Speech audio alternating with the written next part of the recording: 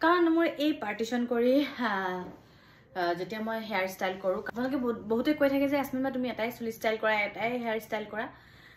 leaky থাকে এতিয়া অলপ দিনৰ পৰা মানে কি হৈ জানে মই এটা অইল ব্যৱহাৰ কৰি আছো যেটো অলৰেডি ভিডিঅ বহুত আপলোড কৰিলো যাৰ ফলত ইমানে মোৰ বেবি হেয়াৰ ওলাইছে ইমানে চুলি গ্ৰোথটো ফাষ্ট হৈছে মই এইফালে ক্লিপ মাৰিব লাগে এয়া এতিয়া এই আছক এই চুলিখিনি দেখিছে এইখিনিও মই এইফালে ক্লিপ মাৰিব লাগে এইফালে ক্লিপ মাৰিব লাগে এইফালে ক্লিপ মাৰিব ইমান ক্লিপ ব্যৱহাৰ কৰিব লাগে মানে বহুত মোৰ চুলি হৰাও কমিছে এতিয়া প্লাস আৰু নতুনকে হেয়াৰ গ্ৰোথো লৈছে আৰু যোনটো মই হেয়াৰ অইল লগাই আছো হেতু হৈছে এয়া নেচাৰ শিয়ৰৰ জং তেল